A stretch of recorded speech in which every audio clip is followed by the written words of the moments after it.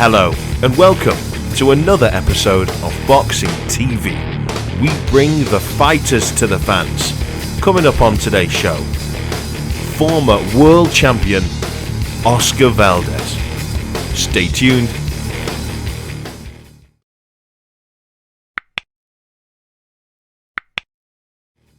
A massive welcome to my next guest and one of world boxing's superstars right now, pound for pound contender right now, Mr. Oscar Valdez. Oscar, how are you doing? You well?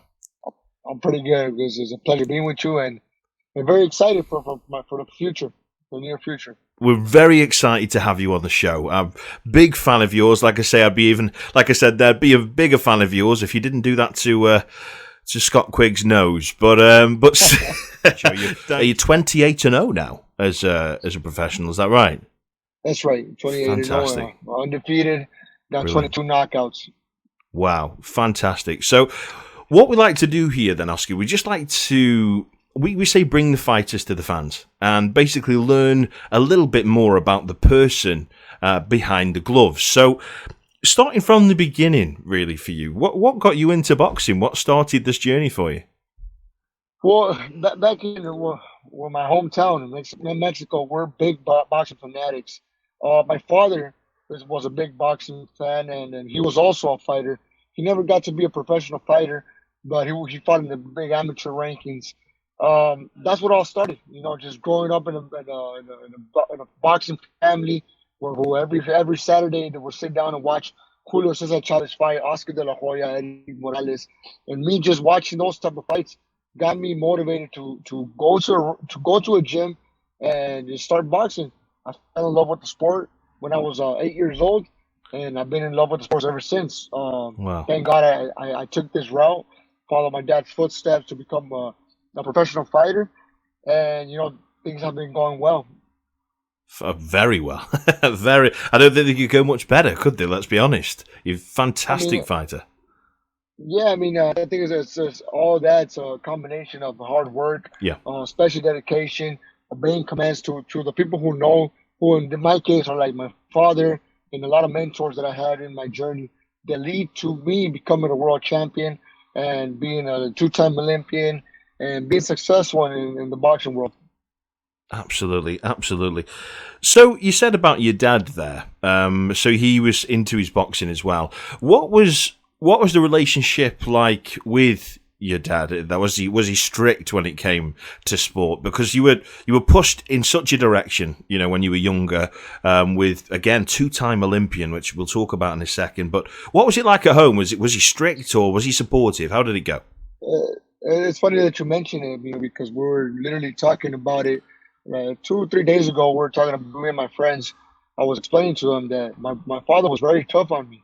He was very, very tough on me. It was a military style life. It was a military lifestyle that we had.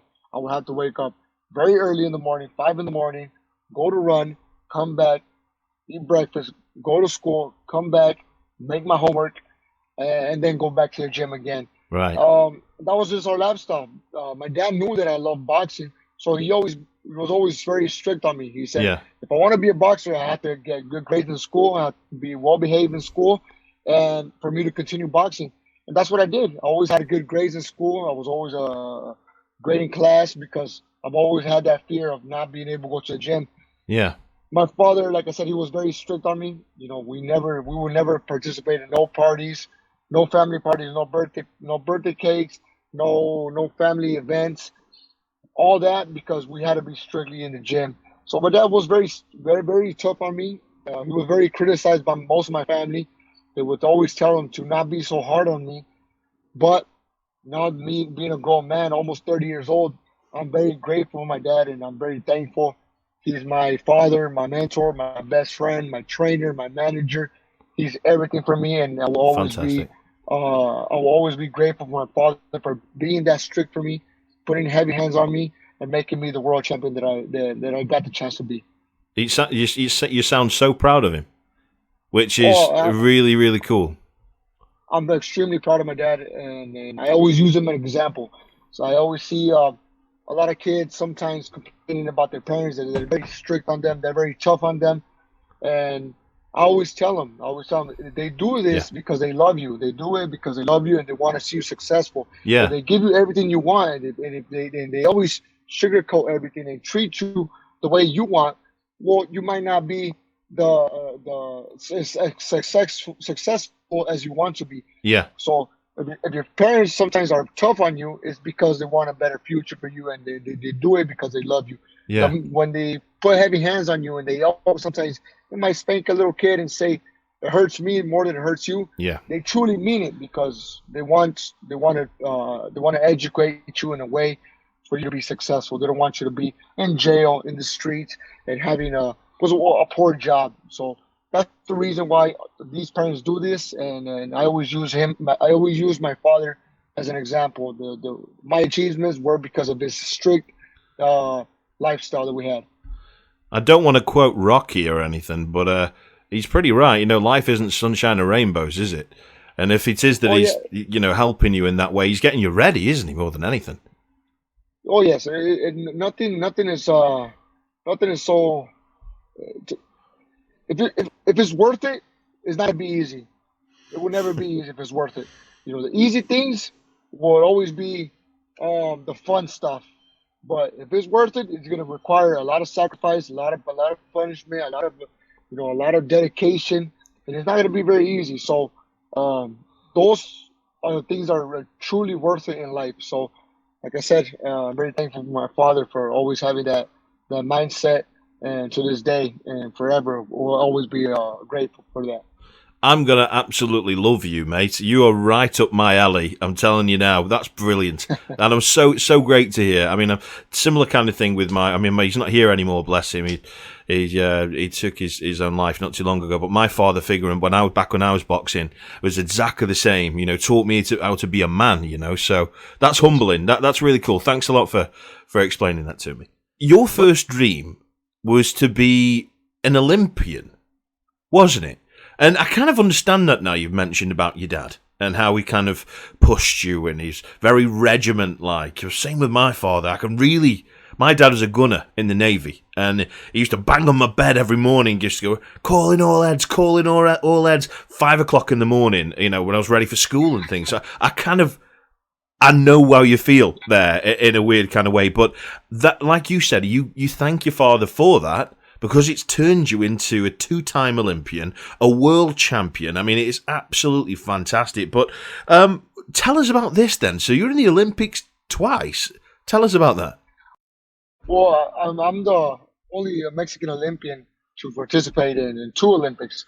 That was a dream that I've always had ever since I was a kid. My first dream actually was to become an Olympic swimmer.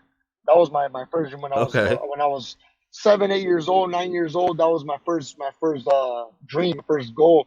But like I said, money wise wasn't there, so my father had to take me out of swimming classes. So like I said, I was very good at swimming. It got to a point where my father couldn't afford it. Just the Okay. gas going, because it was a little bit far from Nogales. It was Yeah. about almost 2 hours away. It just got very, very hard for my father. And boxing was just Okay. around the corner. All I was see. baseball.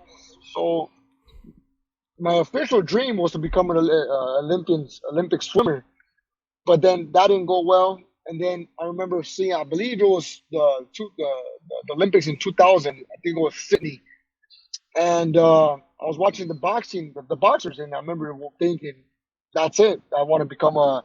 I can go to Olympics, but now as a fighter." And that saying that always dream and your dreams will come true. That is true. That saying is Yeah. true, because I was 8 years old, 9 years old, and I was already thinking about going to Olympics, and I never stopped dreaming about it. Also, I had that, like I said, we keep on mentioning, but my father had that. I always had that support. My father always Yeah. reminded me, "Hey, if you want to achieve your dreams, you better have good grades. If you want to achieve your dreams, you're not gonna go to that birthday party. You're gonna stay here and training. You're gonna sleep early Brilliant. because you gotta wake up early."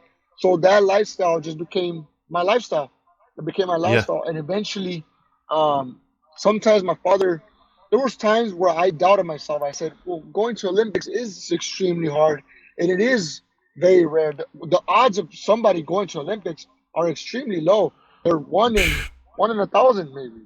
Yeah. Somebody coming from my neighborhood, from Nogales, from the hood. Yeah. The odds are very low. So that would come to my mind, and I would doubt myself. And my father was always there to tell me, hey, he would believe more in me than I would believe in myself. You're gonna go to Uh-huh. Olympics. You're gonna go to Olympics. You're going to Olympics, and that just stuck to my mind. I said, yeah, I have to believe it. If I want to achieve it, I have to believe in myself. We started fighting little by little. Sometimes I would win, sometimes I would lose, and that's another thing that I'll tell all the fighters. Just because you lost this fight doesn't mean you achieving greatness. It won't come. You will lose sometimes. You will fall, and you just got to pick up and continue your dream.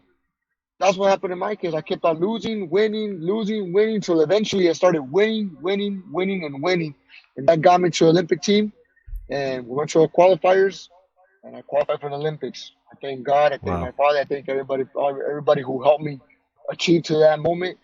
And yeah, my first Olympics were 2008, Beijing. I was only 17 years old. Nobody believed in me. Like I said, sometimes I Wow. didn't believe myself. My own mother, which I love. Don't get me wrong, I love my mother, but she even told me, "Son, it's very hard. You're not. The odds are you're not gonna make it." But the only guy who believed in me was my father, and we made it. When I qualified, it was in Trinidad and Tobago. The first phone call I made was to my father. I called him and I said, "Papa, lo hicimos. We made it. I got qualified for the Olympics." He starts crying. I said, Wow. the first words he told me, remember those words he said that everybody said that we were crazy? We're not crazy. We made it to Olympics. And we made it. Made it for our first Olympics.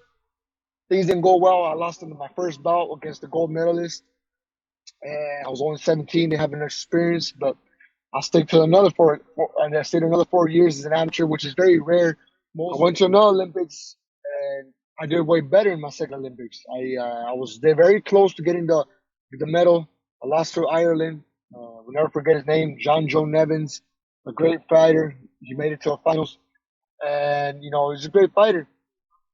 When I lost those Olympics, the world fell on top of me. I was devastated. I was extremely hurt because I sacrificed a lot of years to win a gold medal. It didn't Yeah. happen, but that was in the past. I sat down and sat down and talked to my dad. My dad told me it was time to go pro already. You didn't make this dream, but you could accomplish your next dream, to become Yeah. a world champion. We worked hard day by day. It took us 4 years to achieve it, and thank God, 2016, November the 23rd, we became Great that world you champion. remember. It's brilliant. That's absolutely fantastic. It hasn't always been easy for you, though, has it?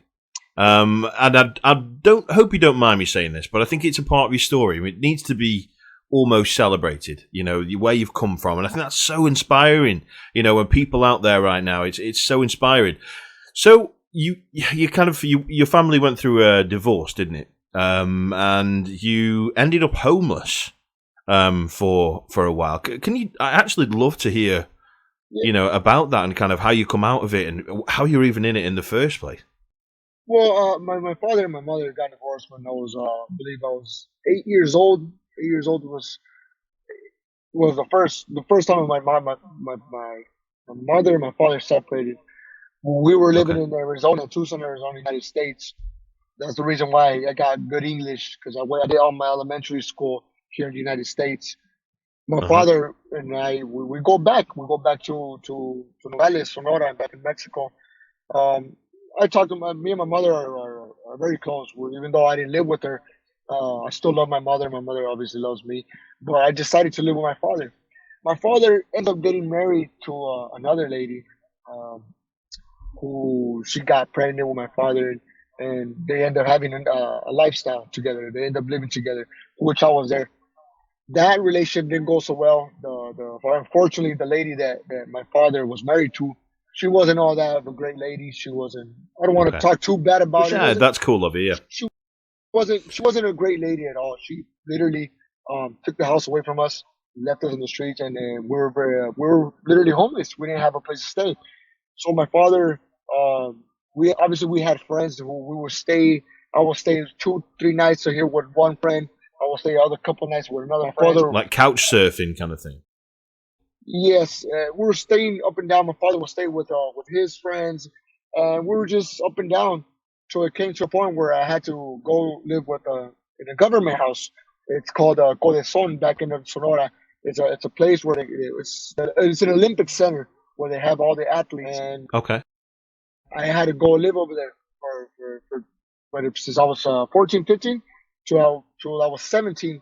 I had to go to another government place, which is the Comité Olímpico, where the real Olympic Center. So from 15 till I was till I came back from the Olympics, we were literally homeless. But Wow. I was fortunate enough to be living in government places in the Olympic Yeah. Center. My father didn't have it that same way. He was literally living place to place with girlfriends or girlfriends. My father always had a lot of women, so he used to stay. He used to stay with the girlfriends. So Okay. once I come back to the Olympics, or doors open everywhere. Top rank. I get signed with the manager, Frank Espinosa. I get the chance to sign with Top Rank, and money comes in for the first time. A good chunk of money comes in, and the first thing I did with that money is I bought me and my father a house. We bought a house, and then I said, "This is our home. We don't have to be homeless no more because we were literally without a home for the longest time." So thank God Wow. things escalated that way, good positive way. For a lot of years, we were without a house, and now we're fortunate that we both have our own houses, and we have a great lifestyle. And we both can support our own families. I absolutely love you. Honestly, I do. How inspiring is that? To go from how, and plus, what a bipolar life. I mean, you've gone from kind of being an Olympian to being on the streets, and now look at you Yes, now, and the first thing you did is buy your dad a house. Wow, that is exactly. ace. You are now my new favorite fighter. Oh, that is absolute good on you, and it just shows, kind of having that support from him and being there for you all this time, and for you to pay him back like that. That is ace. That I can't wait till everybody watches this and hears this story. Absolutely brilliant.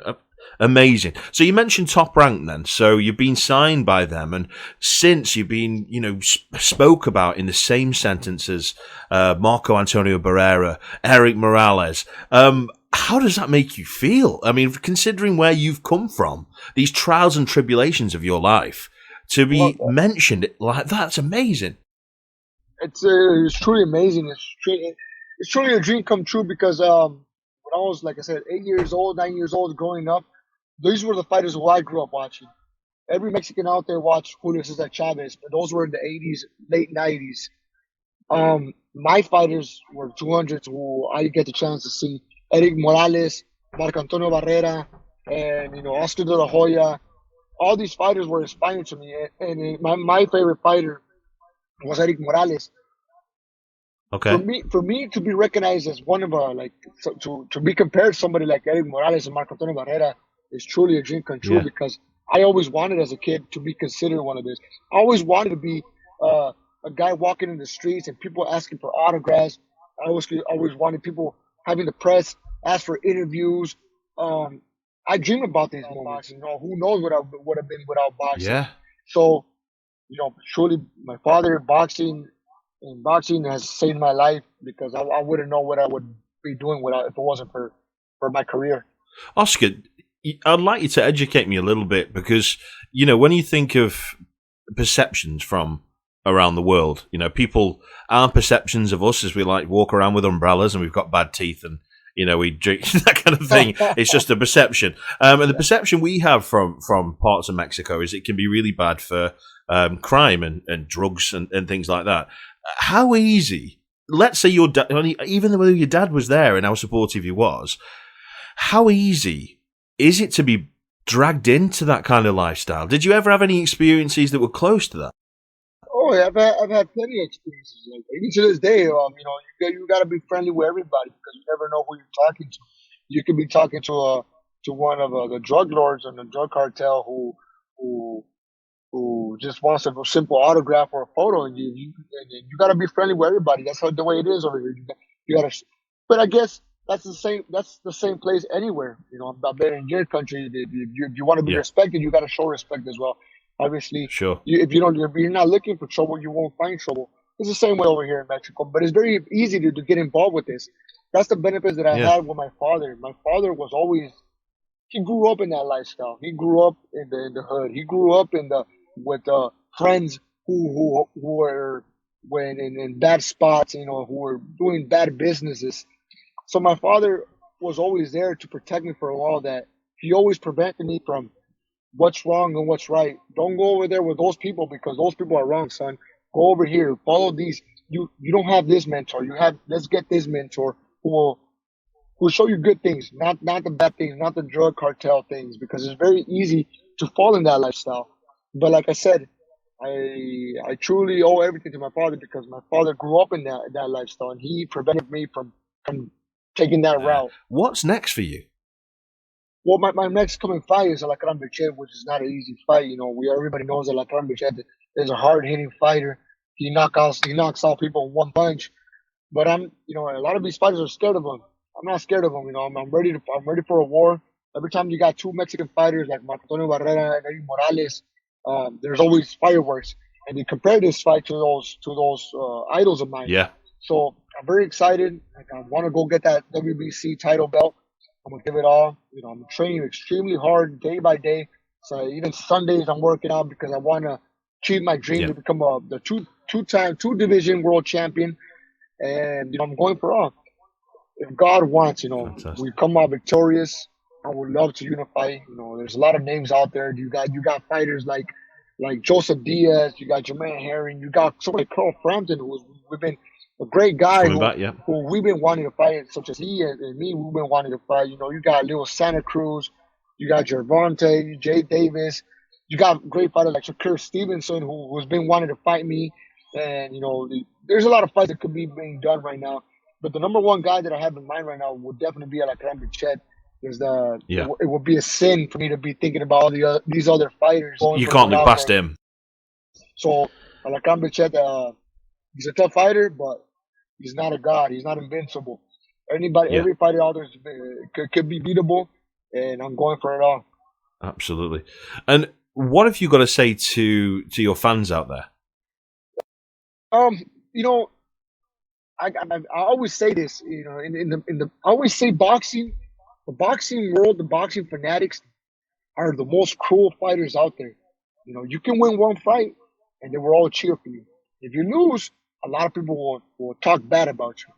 But I've been so grateful. I've been so blessed that every time I go on social media, every time I go on here, I go to the street, I have yet seen a bad comment about myself, about you know, no nothing negative about my fans towards me. So I'm extremely grateful for that because I know that boxing fanatics can be extremely harsh sometimes, and they want the best fights out there. But every time Yeah. I hear a fan talk to me about me, they always say good things, and for that, I will always be grateful to all my Fantastic. fanatics out there because I truly feel the support from everybody. I have fanatics all over the world who I never dreamed of having fanatics in Argentina, in Colombia, and you know, in China, Yeah. and you know, in Great Britain. Okay, like well, that's crazy. It's crazy to me seeing that. You know, I got fanatics all over the world, and Yeah. I'm very thankful for each and one of them, and they're the reason why I want to put a good fight. You know, a lot of my trainers always get mad at me because in the ring in the fights they tell me don't do nothing stupid. And sometimes doing something stupid in there is what boxing fanatics want to see. They want Yeah. to see Yeah. the I could be winning 12 rounds, and in the last round they tell me, all right, you just got to move and you will win the fight. I don't want that. I want to give the fans what they want. Let's put up a good fight. So that 10-second belt, the 10-second counts, I'm going it out. I'm going to give it all because that's what my boxing fans want to see. So thank you to all my fans for the support, and I will always truly want to give the fans what they want, which is thank you for those kind words. It truly means a lot. You know, people wanting to hear these stories and maybe motivating a few of their kids out Yeah. there that want to become a world champion, a kid, not even in boxing and baseball, whatever sports they want to do. Yeah. You know, every dream is possible. You just got to fight for it. That's it. See someone out there now, you know, who's homeless and struggling, and then they hear and think, you know, if he can do it, I can. You know, and that must be pretty That you're going to go to heaven, you are. I'm telling you now. But I will say thank you for coming on the show, and you take good care. Good luck in your next fight. You know, it's a great fight, and we're all looking forward to it. But thanks for coming on the show, mate. Anytime, brother. You know, we're right here whenever you guys want.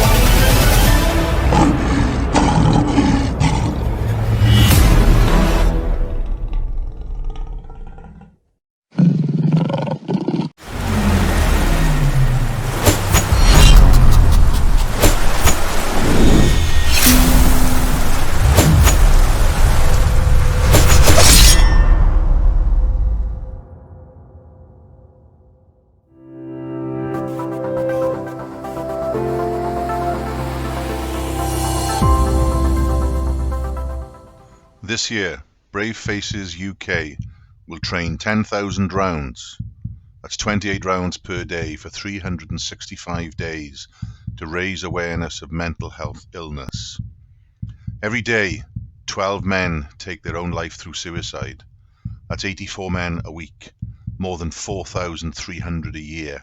And we need to show those who are fighting a daily battle that we are ready to lace up our gloves and fight with them. Please support Challenge 10,000.